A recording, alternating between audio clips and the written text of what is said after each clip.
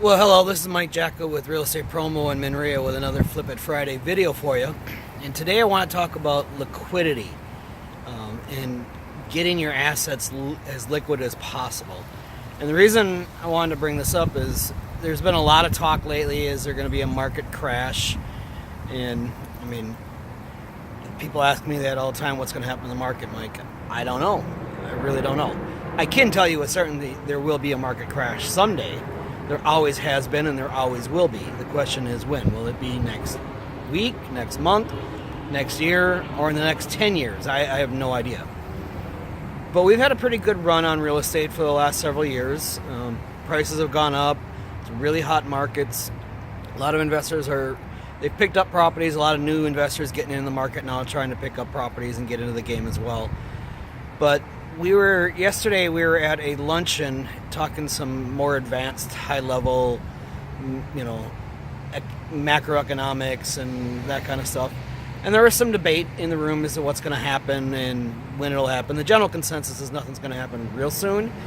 But the other thing we all pretty much agreed upon is you need to start planning for the inevitable. And everyone was throwing all these different ideas out of different ways of hedging your bets and securing your assets or having other options out there. And the one that I thought of and the one I've been thinking of and the one that, because of 2008-9 after that crash, I realized the one thing that kind of wiped me out and a lot of other investors is we weren't liquid enough. The investors that were liquid enough were able to sustain themselves and get through it. And then when things settled down and the dust settled, they're the ones that still had cash and still had credit, and they were able to scoop up and grab up all the good deals really, really cheap. So what I want, I'm planning on myself. I've already been working on it, and a lot of other people have been talking about the same thing.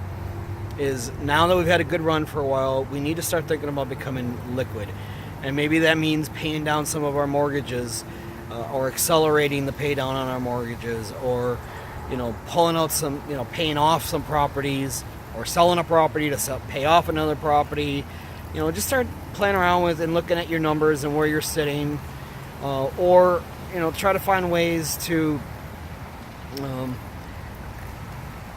Basically, what I'm trying to figure out is a way to get your mortgages down so you have a higher equity position in your current properties, and try not to get into such high LTVs when you're buying properties to hold right now. That's the other key.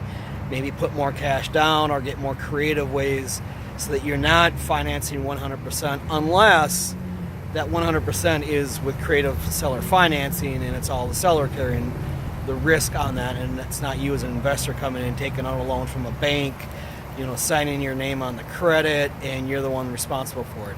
That's the stuff that can get you in trouble if and when the market does crash. So just start thinking about it, start planning on it.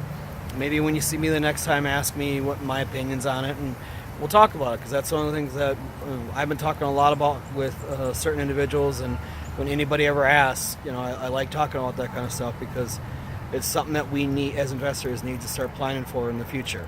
It may be another year, maybe 2 years, and maybe 5 or 10 years.